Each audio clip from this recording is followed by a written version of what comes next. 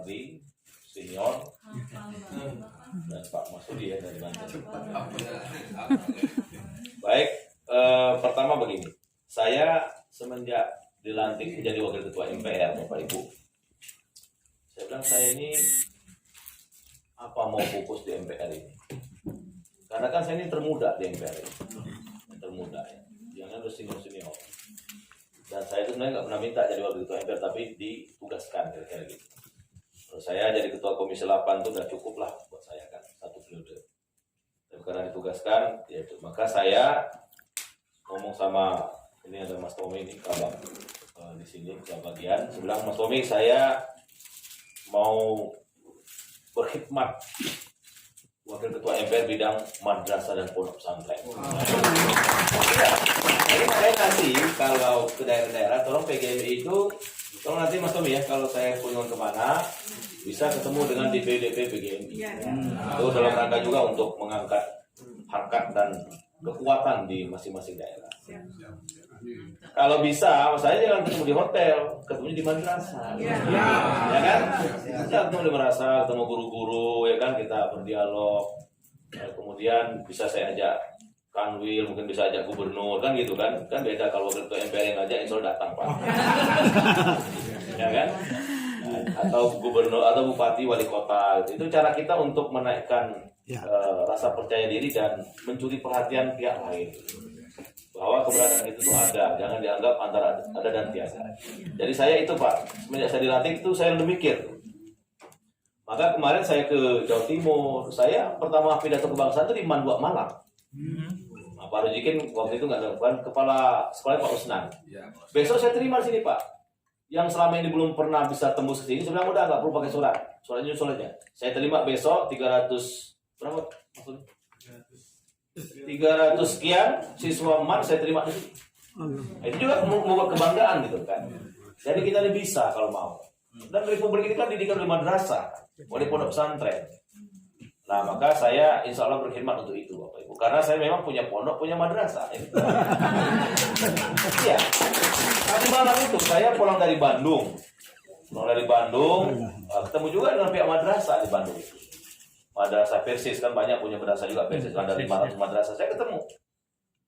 Saya di situ menyampaikan beberapa ide juga. Kemudian ya memberikan bantuan juga. Pulang saya ke Serang, langsung ada acara muharaman bagi santunan yatim. Jam 9 saya ke pondok dulu Pak Masudi tadi malam, baru pulang jam 11. Jam 11 istirahat, harus subuh. Ya biasa Pak, rukun masjid, terus ini di hari ini. Jadi artinya saya meyakini Pak, kalau madrasah dan pondok ini dimuliakan, bangsa ini akan mulia. Saya meyakini betul. Cuma kalau ada niat meminggirkan pondok, pesantren dan madrasah, ini awal kita masuk ke jurang kehancuran. Benar. Dan saya nggak pernah akan ragu atau takut ngomongin madrasah dan pondok. Gitu. Karena sejatinya memang pondok dan madrasah ini sudah banyak melahirkan tokoh-tokoh bangsa. Siapa coba yang nyusun awal Pancasila, Undang-Undang Dasar 45 dan sebagainya, termasuk Jenderal Sudirman, kembali ke NKRI, itu kan orang-orang yang memang dibentuk karakter oleh madrasah dan pondok. Nah, oleh karena itu kita harus bersama-sama terukur, terarah, on the track, itu insya Allah tercapai. Jadi perlu kebersamaan dan perlu banyak ngajak orang, dan perbanyak forum Pak.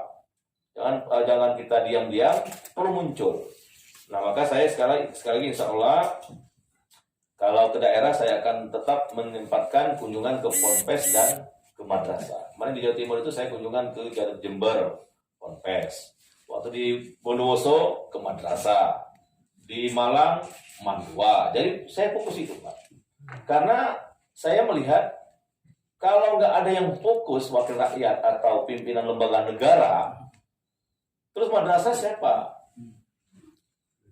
Tempat dia nyantol Pak. Atau siapa yang mau mengangkat? Kebetulan sekali lagi saya punya madrasah dan punya pondok. Saya tahu betul jeritan itu. Tahu. Ya kan? Maka mari bapak-bapak, ibu-ibu, kita jangan pernah berputus asa bahwa kesempatan itu tetap ada. Nah, makanya ketika saya mulai merespon dari Pak Ketum tadi, ya kan, masalah rekomendasi dari Rakernas, ketika ada niat serius, itu niat serius Pak. Menghapus itu bukan niat tiba-tiba Pak, niat serius, dikaji berarti kan. Mengeluarkan dari Undang-Undang nomor 20 tahun 2003 pasal 17 itu setengah liter madrasah disebut, itu artinya keseriusan mengancam madrasah. Maka saya pertama teriak, tidak layak draft RUU revisi Undang-Undang Sejarah itu masuk ke DPR, tidak layak. Saya pertama tidak layak untuk masuk ke gedung Senayan. Kalau madrasah tidak ada, maka saya kencang, Pak. Kencang sekali saya. Dan ini kemana-mana saya minta dukungan para alim ulama, termasuk di Jawa Timur, di Jawa Tengah, di mana saya keliling, saya minta dukungan. Karena kalau kita diam, kita dianggap setuju. Dianggap tidak ada persoalan, maka kita harus teriak, Pak. Kalau perlu demo besar-besaran nanti, kalau memang itu masih dimasukkan, atau tetap ada para pihak memaksa, kita demo Pak. Kita ini punya republik Pak, nggak boleh takut. Allahu Akbar. Allahu Akbar. Turun Pak, nggak boleh. Makanya waktu Kongres Perguru saya datang di Mojokerto. Yang umumnya Pak Kiai Asep Saipudin itu Khalim itu, sekjennya saudaraku Aris, Dr. Aris. Sama juga saya pidatokan di situ. Nah, ini juga menjadi sebuah rekomendasi. Nah, kemarin waktu saya dialog menerima Pak Masudi dan kawan-kawan, masuk Pak Munir ya, di pondok saya tolong. Saya memang kan hadir di Rakernas, tapi tolong masukkan rekomendasi ini. Artinya itu resmi Pak. Nah, nanti oleh karena itu Pak Samsudin, Pak Ketum, tolong rekomendasi ini sampaikan ke Menteri Pendidikan Nasional Pak, resmi Pak. Resmi Pak, minta audiensi. Rombongan sebesar ini juga minta ketemu dengan Mendiknas, ketemu dengan Menteri Agama Pak.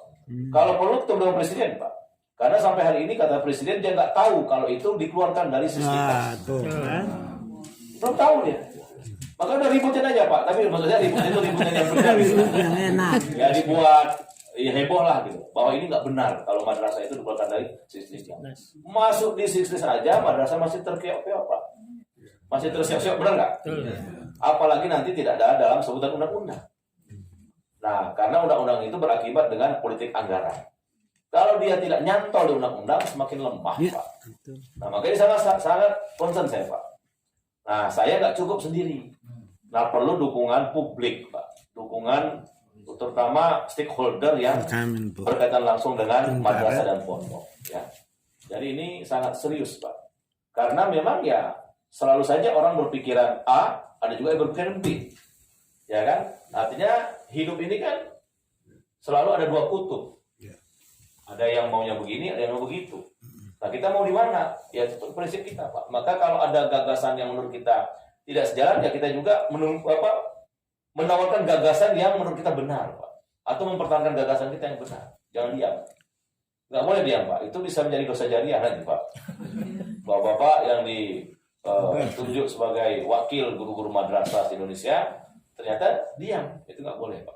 Jadi saya insya Allah kita seiring sejalan Pak memperjuangkan ini untuk tidak mengeluarkan madrasah di Undang-Undang Siswa. Ini perjuangan dunia akhirat Pak. Hidupnya nggak lama juga kan. Mau kemana kita Pak setelah hidup mati? Nanti kan diminta pertanggungjawabannya. Nah, apalagi jumlah madrasah memang sangat banyak ya, ada 1 juta guru dan lain sebagainya, ada 19 juta murid, 98.000 madrasah, itu sangat banyak. Artinya kalau itu bergerak serentak, ya saya kira Pak Presiden atau DPR, masuk Menteri, tidak bisa menganggap itu memandang sebelah mata. Sekali lagi Bapak Ibu, jangan kendor, tapi jangan juga gerasa gerusu Pak, kita tunjukkan intelektualitas kita, ya, manajemen yang baik, bahwa kita ini memang pendapat kita layak diterima, Pak. Gitu. Ini penting, Pak. Maka usul saya nanti, coba nanti Mas Tommy buat forum, misalkan seminar sehari antara MPR dan PGMI, Pak. Jadi supaya kita bisa explore, Pak. Jadi kita undang pembicara yang top gitu loh, bahwa madrasah ini benar harus dipertahankan, diperhatikan dan sebagainya. Ya Republik kalau mau bisa Pak. Contoh tuh kapal apa kereta cepat dari Bandung Jakarta bisa tuh Pak, ratusan triliun bisa. Benar nggak?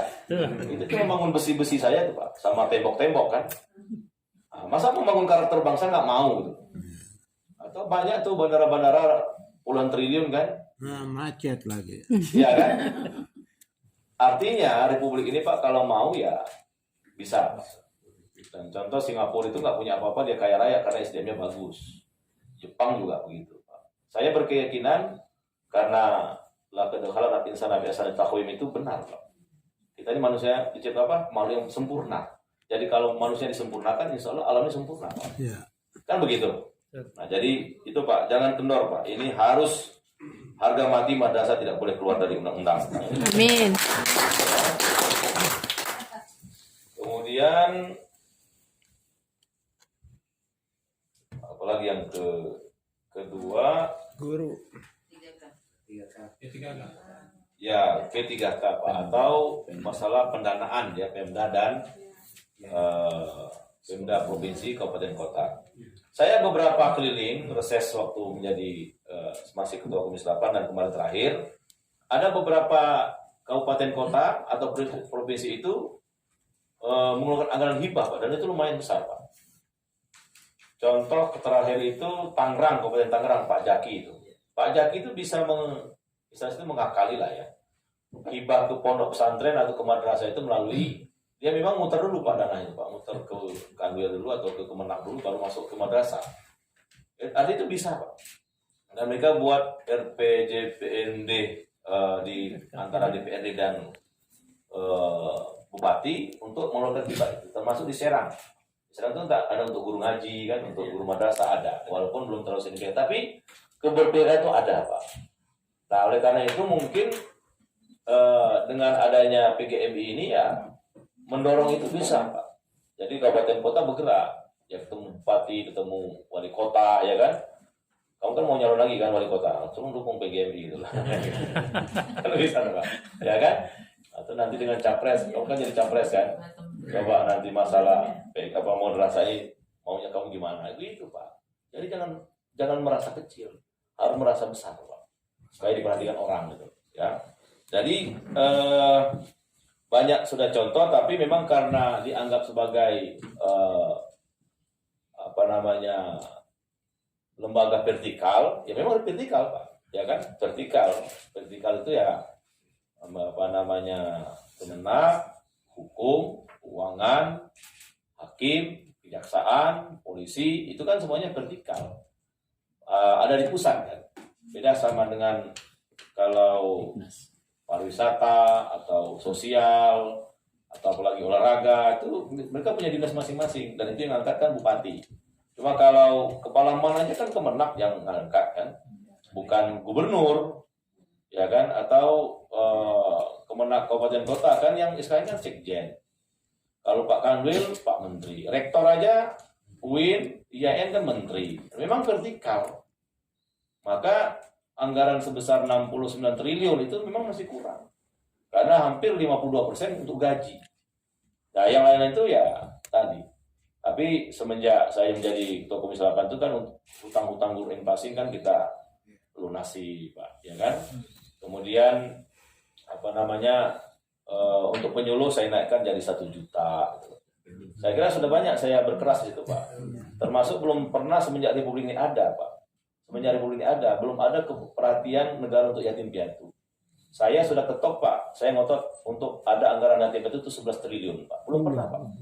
Nah, makanya kekuasaan itu penting Pak. Makanya jangan anggap remeh DPR dan pemerintah Pak. Udahlah, saya nggak mau peduli siapapun yang duduk terserah. Karena di sini menentukan Pak. Kalau di gedung ini nggak ada lagi yang peduli dengan madrasah atau tipis kepeduliannya, ya bahaya. Maka Bapak Ibu di daerah-daerah itu coba perhatikan Pak, mana pejuang-pejuang madrasah, tolong didukung Pak. Kalau partai manapun terserah, saya nggak akan mengarahkan harus partai PAN, enggak Pak. Enggak. Tapi kalau di partai PAN ada ya tolong didukung juga. Ya kan kalau ada. Iya. Tapi kalau di partai lain juga bagus, ya wajib didukung Pak. Yang penting rohnya itu Pak. Pejuang-pejuang itu penting Pak, di DPR di kabupaten kota penting, provinsi penting, apalagi DPR Pak yang buat undang-undang, yang menganggarkan. Coba kalau di sini nggak ada lagi mau interus, ya udahlah madrasah mau keluar nggak keluar di apa di Sikdes terserah. Atau biarlah mau guru agama kurang nggak peduli. Bahkan misalkan cenderung di sini mau membuat undang-undang yang tidak sejalan nama kita, ya kan? Maka mohon regulasi atau putaran politik itu diperhatikan, Pak. Diperhatikan, jangan apatis ya dengan kontestasi politik itu, apakah pilkada, pilgub, pilpres, pileg, itu penting.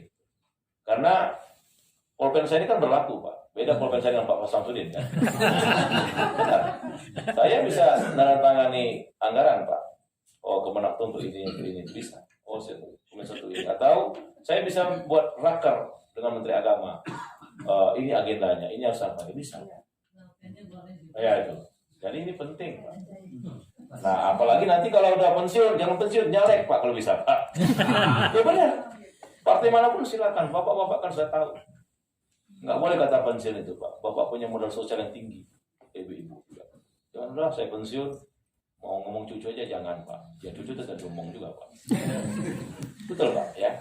Jadi selama kita masih hidup, insya Allah harus tetap bermanfaat, Pak, untuk orang banyak. Itu ya. Pak Ketum, itu masalah APBD memang peraturannya masih lemah, Pak. Saya tanya sama Bupati, kenapa Pak? Takut Pak jadi temuan, Pak. Itu kan alasan mereka paling gampang kan? Paling gampang, tapi padahal mereka memang belum nemu kali caranya kali kan. Nah, jadi ini penting kita gaungkan. Nanti kalau perlu ada peraturan pemerintah yang betul-betul literally menyebut bahwa APBD sesuai dengan kemampuan daerah masing-masing boleh membantu madrasah dan pondok pesantren, itu akan lebih enak, Pak. Nah, nanti coba tolong Pak Mas Tommy dicatat, nanti saya akan sampaikan di rapat paripurna atau di mumpung belum lupa, Pak. Ini MPR akan melaksanakan sidang tahunan tahun 16, lalu nanti di awal September juga akan melaksanakan sidang tahunan, Pak, MPR. Strategis sekali, Pak, karena dia akan membicarakan tentang PPHN, pokok-pokok haluan negara. Nah, saya ingin mengawal itu supaya karakter bangsa ini tetap dikawal, Pak. Ya, pintunya madrasah dan pondok itu, Pak, salah satunya. Betul, Pak, ya. Jangan sampai kita ini cuma bisa membangun tembok-tembok yang tinggi atau gedung-gedung yang tinggi, Pak. Sementara manusia nggak diperhatikan secara serius. Ini membahayakan, Pak. Membahayakan. Jadi saya akan pelajari lagi di mana bisa nyantolnya nanti kira-kira pondok dan madrasah itu menjadi visi misi bangsa, ya, menjadi visi misi siapapun yang jadi capres atau wapres, mau jadi gubernur atau wakil gubernur dan lain sebagainya. Karena kalau tidak punya komitmen, ya nanti bongkar pasang, Pak. Pas mau ada yang mau ya diperhatikan, pas nggak ada yang perhatikan ya ditinggalkan, itu nggak boleh. Maka PPH ini penting, Pak. Tolong nanti Mas Tommy coba di pokok-pokok haluan negara itu nyangkul di mana karakter bangsa itu tentang pondok pesantren dan madrasah. Kemudian tenaga honorer, Pak. Kemarin saya terima Satpol PP, Pak. Hari Jumat. Habis acara Al-Azhar di Serang, Pak Masudi. Di Serang acara Al-Azhar merobohkan masjid sekaligus membangun masjid. Ya. Di Al-Azhar. Kalau Satpol PP itu sama sekali nggak nyantol, Pak, di surat Menteri Men4 RB itu Men4 RB ya, surat saja itu sebenarnya. Sepertinya akan hilang Satpol PP itu.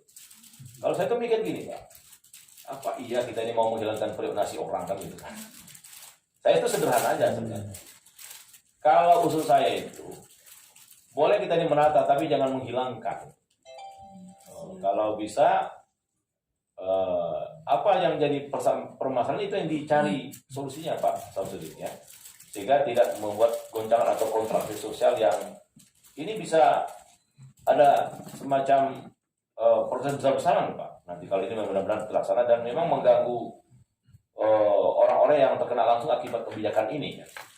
Nah, termasuk guru-guru itu tadi kata Pak Samsudin atau Gubernur tadi yang mengatakan 4 jenis guru itu kan, ada PNS memang di negeri, ada PNS di swasta, ada non PNS di negeri, ada memang non PNS di swasta. Nah, tapi saya belum tahu detail betul ini Pak. Apakah kalau guru itu kan kebanyakan memang dia dari swadaya madrasah itu sendiri Pak. Contoh saya, ya saya bayar. Tadi saya bilang, wah ini gimana gaji guru? Ya bayar aja. Jadi kalau itu mungkin nggak kena Pak, kebijakan itu. Tapi kalau dia memang bersumber dari APBD atau APBN, ya itu mungkin yang kena, ya. Yang kena artinya tidak mendapatkan lagi gaji atau yang lainnya. Tapi guru masih ada cantolannya Pak, P3K. P3K itu saya juga yang melahirkan itu Pak, di Komisi 2 waktu itu. Saya yang ikut melahirkan undang-undang untuk P3K itu. Itu bagian dari solusi Pak, karena waktu itu ada K2, heboh dulu kan. Tenaga honor K2 itu nggak selesai ya kan. Hanya kita cari solusi supaya ada P3K. Dan itu waktu itu prioritas tenaga honor K2. Nah sekarang dengan adanya Menpan RB ini, suratnya tahun 22 Juli kemarin itu, ya kalau saya setuju tadi Pak, yang sudah mengabdi lama itu sudah nggak usah ribet-ribet sekali lah Pak, ya Pak ya. Itu syarat saja lah itu ya. Ya udah diangkat P3K, kemudian diprioritaskan, jangan yang baru nyelonong atau karena ada titipan, ya kan, langsung lulus, yang lama tidak lulus, itu saya tidak adil Pak ya. Ini insya Allah akan kita, saya akan bawa ke raker nanti Pak sama Pak Menteri Agama, atau nanti kita akan bawa rapat gabungan Pak. Di situ mungkin dengan Menpan RB atau Mendiknas dan Menak, Bappenas dan Minkyu. Itu bisa saya buat Pak rapat gabungan di Komisi 8 untuk membahas masalah tenaga honorer yang beralih ke P3K ini. Bagaimana percepatannya? Karena kalau misalkan tadi kata Pak Rojikin tadi, ya nggak bisa serta-merta diganti itu kan, perlu waktu kan, atau tingkat kemampuan sekolah negeri bila mana tenaga honor dikeluarkan kan gitu Pak, Samsusel ya tadi yang beliau sampaikan tadi. Nah ini memang harus kita kawal juga Pak Ketum. Jadi jangan sampai ini sepertinya kita tidak punya pendapat Pak. Maka rekomendasi itu termasuk saya usulkan ke Menpan RB Pak, ketemu Pak. Ya kalau perlu saya ikut sama. Oh Pak yang ikut, saya guru madrasah saya gitu aja. Saya ngajar kan. Saya ngajar juga. Ketua yayasan. Madrasah gitu aja. Jadi, nah ini larangan guru libur ini. Tolong Mas Tommy catat ini khusus. Nanti di rapat kerja dengan Pak Menak, ada Pak Dirjen Pendis, atau nanti yang RDP dengan Pak Pendis, ini mesti kita perdalami. Artinya kalaupun sekolahnya libur, tetap gurunya nggak libur gitu kan? Iya. Tetap masuk gitu. Tetap masuk. Maka ngapain? Iya tahu, libur habis bagi rapor, kan? Naikkan kelas. Siswanya libur. Iya, guru nggak boleh libur. Sebagai ASN. Sebagai ASN. Terus ngapain di kantor? Banyak cekok Pak. Iya. Oke, ini boleh nanti kita Tuh ibu kaji tugasnya tuh ya. filosofinya dan kebijakan yang lain. Tentu kita akan sampaikan dengan para pihak yang terkait. Kalau menurut saya ya libur ya, setelah sejenak lah ya, ambil napas itu ya. Biasa libur jadi dilarang libur pada marah. Kemudian ini Pak, yang kelima ini memang banyak sekali usulan madrasah swasta menjadi negeri, termasuk tempat saya tuh, tempat kita itu Pak. Ada yang tapi sudah ada visitnya kemarin yang di Padalincang. Aliyah itu ya, itu karena langsung saya yang tulis memonya itu. Tapi itu kan sporadis kalau gitu kan, bukan kebijakan nasional. Sementara di berbagai belahan Indonesia ini masih banyak sekali madrasah itu kurang. Madrasah Aliyah maupun madrasah Ibtidaiyah itu sangat kurang, ya kan? Maka ini memang perlu dikaji lebih mendalam. Contoh Pak, selama ini kan guru besar UIN itu terhambat di Mendikbud. Nah, saya peduli ini di Raker Septus kan, cukup untuk guru besar UIN, STAIN, IAIN melalui Kementerian Agama itu bisa sekarang Pak. Memang penting Pak kekuasaan itu Pak. Coba kalau nggak saya bawa di mana Pak. Penting Pak. Kalau nggak selama ini muter-muter Pak. maka banyak di UIN dan STAN itu guru besar kurang. Nah ini mungkin nanti kan kita cari gimana formatnya supaya penegrian sekolah swasta menjadi negeri itu bagaimana supaya itu di internal Kementerian Agama saja, kan gitu kan? Nah ini penting Pak. Termasuk ini Pak, Guru KCPT. guru golongan KC. dari 4C ke 4B ke 4C itu kan masih di Kemendikbud. Jadi Nah itu guru di Kemenang. Iya. ini berarti Kemenak terasa mendikmut mungkin. Tapi kesejahteraannya, Nah, kesejahteraannya tidak, tapi ya nggak nyambung ya. Peraturannya di kerangkeng, tapi kesejahteraannya Iya. tidak diperhatikan. Itulah yang banyak pihak kita. Oh gitu ya. Dari 4B ke 4C Pak. Ya. Coba dicatat itu Mas Tommy. Itu perlu saya suarakan Pak. Nanti kalau perlu saya interupsi di rapat paripurna kan. Itu, Sehingga Pak. sekarang itu banyak yang stuck di 4B tidak bisa Oh, 4C macet karena terlalu lama macet. Ya oke. Ini penting baru dengar sih. Untung ketemu. Oke, ini penting madrasah penegrian itu karena animo masyarakat memang besar sekali dengan madrasah sekarang Pak. Anak saya di madrasah, ya kan? Tidak di negeri. Rata-rata ya anak saya itu di pondok lah ya, pondok atau madrasah. Sekarang madrasah lebih baik. Tapi pas kuliahnya saya nggak pilih UIN, pilihnya ke UI Pak. Tapi negeri yang kami maksud itu ada dua. Satu penegrian swasta, Ya. itu negeri murni. Pendirian. Iya betul. Kan misalkan Jawa Timur tadi. Di Jawa Timur itu cuma berapa? Man-nya kan sedikit sekali kan? Atau man IC-nya kan cuma berapa biji kan? Satu kan? Nah, saya bilang kemarin itu man IC untuk Jawa Timur itu nggak pas kalau satu karena kebijakan satu provinsi satu bisa nggak boleh. Jadi mungkin kalau Jawa Timur itu dibagi zona. Misalkan dibagi berapa? 5 zona, yaitu satu itu ada man apa namanya itu? MPK. Yang khusus tuh apa? Man IC. IC. Man IC. Nah, kemarin waktu Sulbar tuh, saya juga yang kawal Bapak Ibu, bolak-balik itu. Ada maunya di Mamuju, ada di Majene, tapi saya lihat memang ada nggak serius ini, udah di Majene aja, putus. Gitu loh. Jadi memang perlu ini Pak, perlu pengawalan dan kalau disamaratakan seriusnya nggak adil. Jawa ini kan padat sekali. Kalau sama dengan Gorontalo, dengan Sulbar, Bangka Belitung, Bengkulu nggak nyambung. Nah itu mungkin perlu kebijakan juga. Ya.